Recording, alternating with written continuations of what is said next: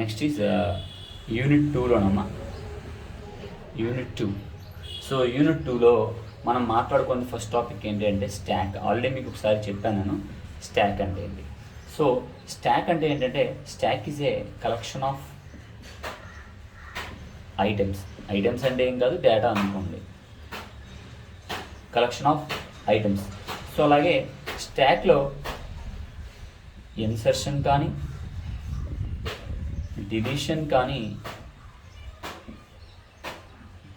insertion and deletion can be done from one end only, can be done from one end only, and that end is called, ఆ ఒకే end నుంచి చేయగలము, ఆ ఎండ్ని ఏమంటారు అంటే top, and that end is called top. So అలాగే ఇన్సర్షన్ని push అని అంటారు, డిలీషన్ని pop అని అంటారు. So this is basic meaning of this is the stock. Stock అంటే ఏంటంటే stock is a collection of elements in which insertion deletion can be done from only one end, and that end is said to be top, and here insertion is said to be push, here deletion is said to be pop. Okay, the next is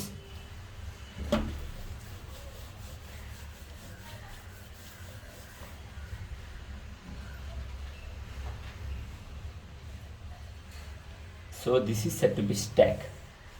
so ఇప్పుడు ఈ స్టాక్లో నేను ABCD అనే ఎలిమెంట్స్ని పెడతాను.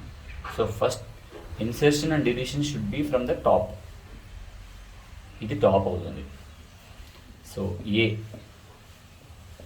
Bని insert చేశాను, next Cని insert చేశాను, Dని insert చేశాను. సో ఇప్పుడు ఇది టాప్ అవుతుంది. ఇక టాప్లో ఎవరున్నారండి, D అని ఉంది. సో ఓకేనా, and this is set to be top. ఒకవేళ ఇదే రిప్రజెంటేషన్ని ఇంకో రకంగా కూడా రిప్రజెంట్ చేయొచ్చు మనం. ఇలా ఉందమ్మా, ABCD. సో ఇది ఖాళీగా ఉంది. ఇప్పుడు టాప్ ఏంటి అంటే ఇది ఖాళీ ప్రదేశం చెప్పకూడదండి. సో దీన్నే టాప్ అని అన్నారు. అంటే చూడండి, ఫర్ ఎగ్జాంపుల్ క్లాస్లో 100 మంది స్ట్రెంత్ అండి, క్లాస్కి 100 మంది స్ట్రెంత్ ఉన్నారు. సో దాంట్లో 90 మందే వచ్చారు. సో ఎవరైతే లాస్ట్న వచ్చాడో వాడే లాస్ట్ మెంబర్, అంతేగాని 100వ వాడు గురించి వెయిట్ చేసి వాడు లాస్ట్ మెంబర్ కాదండి. సో ఎవరైతే చివరిగా వచ్చారో వాళ్ళే. ఫర్ ఎగ్జాంపుల్ అదే క్లాస్లో 10 మంది వచ్చారండి. సో లాస్ట్లో 10వ వాడు ఎవడొచ్చాడో వాడే లాస్ట్ వచ్చినట్టు. అలాగే ఇక్కడ ఖాళీ ఉంది కదా అని చెప్పి ఇక్కడ టాప్ కింద పెట్టకూడదండి. సో ఏదైతే లాస్ట్ ఎలిమెంట్ ఉందో దాన్ని టాప్ కింద కన్సిడర్ చేస్తాం. ఓకేనమ్మా. సో ఇప్పుడు ఇందులో మనకి సైజ్ అనేది వస్తుందండి, సైజ్. సో సైజ్ ఏంటి అంటే మీకు గుర్తుపెట్టుకోండి, ఈ స్టాక్లోకి ఇన్సర్షన్ అయినా డిలీషన్ అయినా, అంటే ఈ ఎలిమెంట్స్ని లోపల పెట్టడమైనా ఈ ఎలిమెంట్స్ని తీయడమైనా ఎక్కడి నుంచి జరుగుతుంది అంటే only from the top. So for example ఈ స్టాక్ సైజ్ అంటే ఏంటి అంటే ఎన్ని ఎలిమెంట్స్ ఉన్నాయి. సైజ్ అంటే ఏంటి అంటే number of elements in stock, దాన్ని సైజ్ అని అంటారు. నెంబర్ ఆఫ్ ఎలిమెంట్స్ ఇన్ స్టాక్ని మనం సైజ్ అని అంటాం. సో ఇప్పుడు for example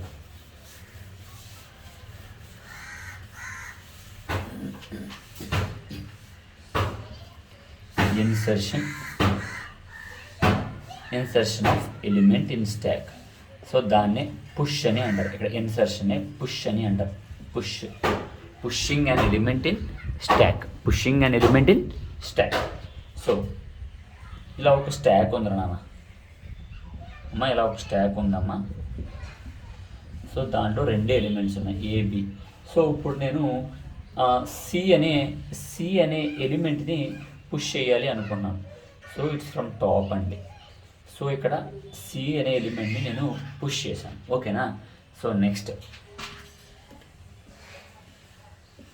delete an element. So డిలీట్నే పాప్ అని అంటారు. So delete an element from stack. This is delete an element from stack. So ఏం డిలీట్ చేస్తాను, సీని డిలీట్ చేస్తాను. సిని డిలీట్ చేస్తాను. సో సిని ఇక్కడి నుంచి పెట్టాం కాబట్టి ఇక్కడి నుంచే మళ్ళీ బయట తీసుకొచ్చేస్తాను. I will take it out from top. ఇప్పుడు టాప్ ఏమవుతుంది, బిఏ టాప్ అవుతుంది, ఎందుకంటే లాస్ట్ ఎలిమెంట్ ఇదే కదా. సో బిఏ టాప్ అవుతుంది. ఓకేనా, బి అనేది టాప్ అవుతుంది. సో ఇందాక నేను సి పెట్టాను కదా, సి పెట్టి ఇక్కడ టాప్ వేసాను కదా, అప్పుడు కూడా సీనే టాప్ కింద వేసుకోవాలి. మనం నార్మల్గా పెట్టేసి వదిలేసాను, అప్పుడు కూడా మనం సీనే టాప్ కింద వేసుకోవాలి. సో దీన్ని insertion and deletion and element from stock అని అంటాం. సో ఇప్పుడు మనం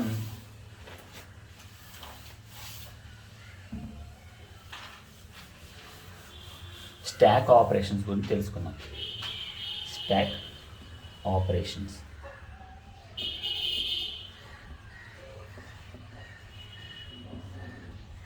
సో ఇది ఒక స్టాక్ అనుకుంటారా. సో ఇప్పుడు ఫస్ట్ స్టాక్ ఆపరేషన్స్లో రకరకాలు ఉంటాయి. పుష్, పాప్, సైజ్, అలాగే ఈజ్ ఎంప్టీ, అలాగే రకరకాల ఇవి 4 నడుస్తూ ఉంటాయి. ఈ 4 ఉపయోగించి స్టాక్ మీద ఆపరేషన్ చేయొచ్చు. సో ఎలా అంటే ఫస్ట్ పుష్ 5 అంటే పుష్ 5, ఇక్కడేమో స్టాక్ కంటెంట్ రాసుకోండి. కంటెంట్ అంటే ఏంటంటే స్టాక్లో ఏమున్నాయి అని, స్టాక్ కంటెంట్స్ ఇక్కడ. సో ఇక్కడేమో స్టాక్ కంటెంట్స్ ఏంటమ్మా, stock contents. So push 5. So నేను 5ని ఇన్సర్ట్ చేశాను. ఇప్పుడు ఇక్కడ ఏమవుతుంది, 5 అనేది ఉంది ఇందులో స్టాక్లో. స్టాక్ కంటెంట్ అంటే ఏంటి, స్టాక్లో ఏమున్నాయి అని, స్టాక్లో ఏమున్నాయి అని. ఓకేనా,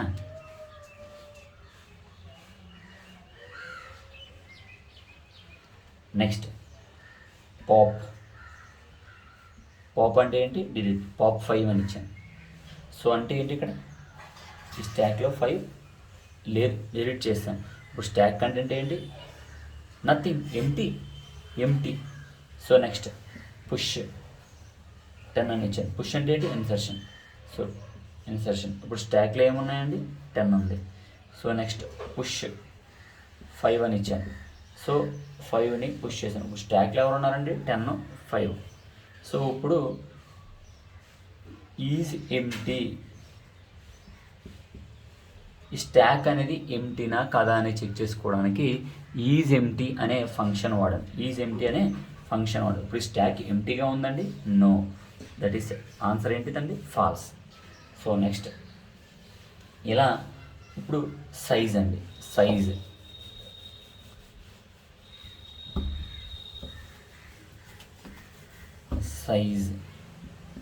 సో సైజ్ అనే ఆపరేషన్ ఉపయోగించింది దీని మీద, స్టాక్ మీద. ఇప్పుడు ఈ స్టాక్ సైజ్ ఎంత అండి, 2. ఎందుకు, 2 ఎలిమెంట్స్ ఉన్నాయి కాబట్టి ఈ స్టాక్ సైజ్ ఎంత, 2. So this is set to be stock operations. అలాగే స్టాక్ డెఫినేషన్ అంటే ఏంటి. సో నెక్స్ట్ అలాగే మీకు పాయింటర్స్ అనే కాన్సెప్ట్ ఉందండి. సో పాయింటర్స్ అనే కాన్సెప్ట్ మొన్న మీకు చెప్పాను. సో జూనియర్స్ చెప్పినప్పుడు మీకు పంపించాను, బట్ అది చాలామంది విన్నారో లేదో నాకు తెలియదు, బట్ ఇప్పుడే చెప్పాలి కాబట్టి చెప్తున్నాను. పాయింటర్స్ అంటే ఏంటి. సో పాయింటర్ అంటే ఏంటి అంటే, ఫర్ ఎగ్జాంపుల్ ఇంట్ ఏ, ఇది ఒక వేరియబుల్ నేమ్. సో ఇక్కడ ఇంట్ ఎందుకు ఉపయోగించానంటే, ఈ వేరియబుల్కి నేను ఖచ్చితంగా ఒక నెంబర్ ఇస్తాను కాబట్టి అనుకుంటున్నాను కాబట్టి ఇక్కడ ఇంట్ వాడాను. లేదు ఇక్కడ 5.0 అనే నెంబర్ ఇవ్వాలి అనుకుంటే సో ఇక్కడ ఫ్లోట్ వాడతాను.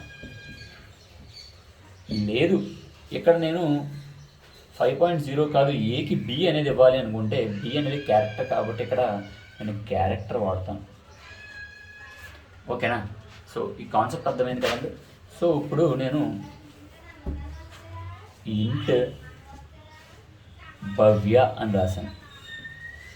సో ఇక్కడ భవ్య అనేది వేరియబుల్, ఇందాక ఏ అనేది వేరియబుల్. సో ఇందాక భవ్య ఏ అని రాశాను, ఇక్కడ భవ్య అని రాశాను. సో ఇప్పుడు భవ్య ఈజ్ ఈక్వల్ టు 27 అని ఇచ్చాను. సో దీన్నేమో వేరియబుల్ డిక్లరేషన్ అని అంటారు. వేరియబుల్ డిక్లరేషన్ అని అంటారు. సో దీన్ని వేరియబుల్ ఇనీషియలైజేషన్ అని అంటారు. సో ఓకేనా. సో ఇప్పుడు మన కంప్యూటర్ మెమరీలో సో మన కంప్యూటర్ మెమరీ మీకు తెలుసు 2 GB మెమరీ అనుకోండి ఫర్ ఎగ్జాంపుల్.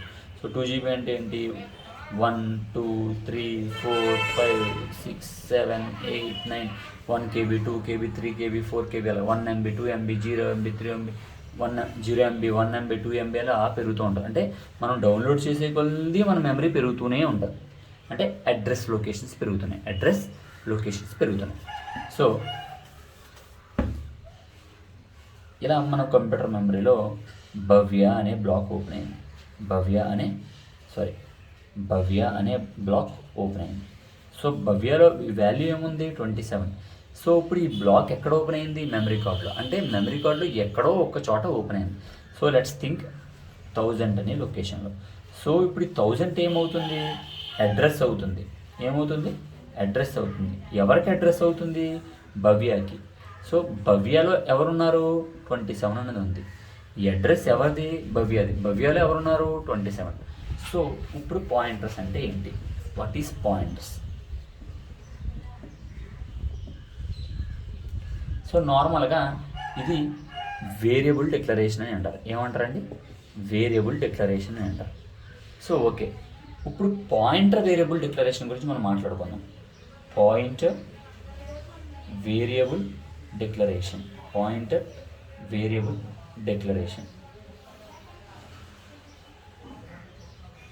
అదేంటి, వేరియబుల్ డిక్లరేషన్కి పాయింటర్ వేరియబుల్కి డిక్లరేషన్ అంటే ఏంటి అంటే డిఫరెన్స్ ఇంటూ కామనే వేరియబుల్ నేమ్ ముందు. అంటే ఇక్కడ భవ్య ఉందనుకోండి, ఇక్కడ దివ్య అని తీసుకున్నాను. సో వేరియబుల్ ముందు ఇలా ఒక యాస్ట్రిక్ పెడతాం, స్టార్ సింబల్ పెడతాం. అలా పెడితే దాన్ని పాయింటర్ వేరియబుల్ డిక్లరేషన్ అని అంటారు. పాయింటర్ వేరియబుల్ డిక్లరేషన్ అంటారు. సో ఇక్కడ భవ్య ఈజ్ ఈక్వల్ 27 ఇచ్చాను.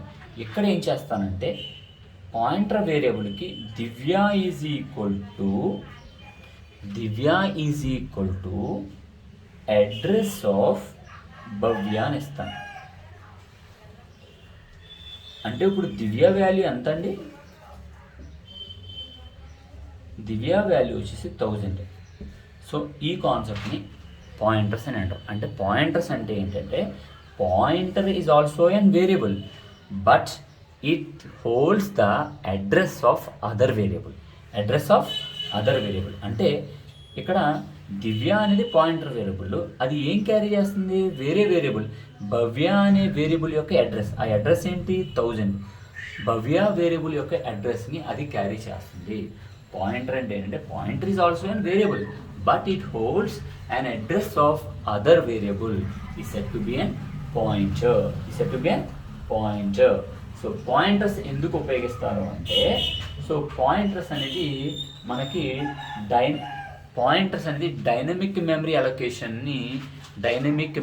అలొకేషన్ ఉంటుంది కదా, డైనమిక్ మెమరీ అలొకేషన్ని మేనేజ్ చేయడానికి ఉపయోగిస్తారు. అలాగే పాయింటర్స్ ఉపయోగించి ప్రోగ్రామ్స్ని పెద్ద ప్రోగ్రామ్స్ని వాటిలో డిఫికల్టీని కూడా తగ్గించవచ్చు. అలాగే మనం పాయింటర్స్ని ఉపయోగించి ప్రోగ్రామ్ యొక్క ఎగ్జిక్యూషన్ స్పీడ్ కూడా మనం పెంచుకునే అవకాశం ఉంటుంది. సో ఇక్కడ నేను డైనమిక్ మెమరీ అనేది మీకు చెప్పడం జరిగింది. డైనమిక్ మెమరీ అనేది ఒక పాయింట్ చెప్పాను. సో అసలు మెమరీ మేనేజ్మెంట్స్ మనకి సిస్టంలో మెమరీ మేనేజ్మెంట్స్ ఎలా ఉంటాయంటే, మన ప్రోగ్రామేటిక్ లాంగ్వేజ్లో మెమరీ మేనేజ్మెంట్ అంటే ప్రైమరీ మెమరీ, సెకండరీ మెమరీ ఇవన్నీ చెప్తారు, ఇంటర్నల్ మెమరీ అవి కాదు. మన ప్రోగ్రామేటిక్ లాంగ్వేజెస్లో మెమరీస్ ఎలా ఉంటాయంటే 2 రకాలుగా ఉంటాయి, static memory, dynamic memory. So static memory అంటే ఏంటి, డైనమిక్ మెమరీ అంటే ఏంటి? సో ఫర్ ఎగ్జాంపుల్ ఇంట్ ఏ అని ఇచ్చాను. సో ఆటోమేటిక్గా మనకు తెలుసు ఇంటీజర్ అనేది 2 bytes ఆక్యుపై చేస్తుంది అని. ఇంటీజర్ అనేది 2 bytes ఆక్యుపై చేస్తుంది, ఫిక్స్డ్ ఇంకా. అంటే ఏంటి, ఏ ఓపెన్ అవుతుంది, దానికి ఏకి ఒక బ్లాక్ ఓపెన్ అవుతుంది, దానికి 2 bytes అనే స్పేస్ ఏకి ఇచ్చేస్తుంది. సో ఇలా అంటే ఫిక్స్డ్గా ఉండేది. అంటే మళ్ళీ మనం పెంచలేమండి. ఇప్పుడు ఈ ఏ వాల్యూ మనం పెంచలేము. ఎందుకంటే సో మనకు తెలుసు ఇంటీజర్కి 2 బైట్స్ అని మనకు తెలుసు. We cannot increase or decrease. So ఏదైతే మెమరీ అలొకేషన్ని ఫిక్స్డ్గా ఉంటుందో ఆ టైప్ అలొకేషన్ని స్టాక్ మెమరీ అలొకేషన్ని అంటారు. ఏ మెమరీ అయితే ఫిక్స్డ్గా ఉంటుందో ఆ స్టాక్ మెమరీ అలొకేషన్ అనేది ఏదైతే మెమరీ అలొకేషన్ ఫిక్స్డ్గా ఉండిపోతుందో అలాంటి మెమరీ అలొకేషన్ని స్టాక్ మెమరీ అలొకేషన్ అంటారు. సో అలా కాదండి. ఇప్పుడు డైనమిక్ మెమరీ అలొకేషన్ అంటే ఏంటి? నేను ఇంట్ ఏ ఆఫ్ ఎరే ఆఫ్ 5 అని ఇచ్చానండి. అంటే అర్థం ఏంటి? మనం 5 ఎలిమెంట్స్ ఇవ్వచ్చు అని. సో నేను కాదండి 3 ఇచ్చానండి. 3 ఇచ్చాను. సో ప్రోగ్రామ్ రన్నింగ్ జరుగుతుంది, ఎగ్జిక్యూషన్ జరుగుతుంది. అంటే రన్ టైంలో ముందు 3 ఇచ్చి తర్వాత ఇలా 4 ఇచ్చానండి. సో మళ్ళీ కొంచెం ముందుకెళ్ళి 4 ఇచ్చినోడిని ఈసారి 2 ఇచ్చానండి. ఇక్కడ మీరు గమనించండి. సో ఫస్ట్ ఇనీషియల్గా ఇక్కడ మనం ఇచ్చే ఇంటీజరే కాబట్టి 5 కాబట్టి 5 × 2 10 బైట్స్ మెమరీ అలొకేషన్ అవసరం. బట్ మనం ఇక్కడ ఎన్ని ఇచ్చాం? ఫస్ట్ 6 ఇచ్చాం. సో 3 ఇచ్చాం కాబట్టి 3 ఎలిమెంట్స్ ఇంటూ 2 బైట్స్ అంటే 6 బైట్స్. సో ఇక్కడ 4 ఇచ్చాం కాబట్టి 4 × 2 8 బైట్స్. సో మళ్ళీ ఇక్కడ 2 × 2 బైట్స్ ఇంటూ 4 బైట్స్. సో అంటే చూడండి, మనం పని జరుగుతూ ఉండగా రన్ టైంలో మనం ఇచ్చే మెమరీ అలొకేషన్ని పెంచుతున్నాము, తగ్గిస్తున్నాము. సో డైనమిక్ మెమరీ అలొకేషన్ అంటే ఏంటంటే రన్ టైంలో అవసరాల బట్టి మనం మెమరీ అలొకేషన్ని పెంచుకుంటూ తగ్గించుకుంటూ ఉంటే దాన్ని డైనమిక్ మెమరీ అలొకేషన్ అని అంటారు. సో ఓకేనా? స్టాక్ అంటే ఏంటి అర్థమైంది కదా. సో ఇప్పుడు స్టాక్ ఎక్కడ ఉపయోగిస్తారు అంటే బై యూజింగ్ స్టాక్ ఈ డైనమిక్ మెమరీ అలొకేషన్ని మనం మేనేజ్ చేయొచ్చు. We can manage the dynamic memory allocation by using stack. ఓకేనామా? సో వినండి. సో అర్థం కాకపోతే రేపు మళ్ళీ మీకు చెప్తాను. ఓకేనామా? Thank you.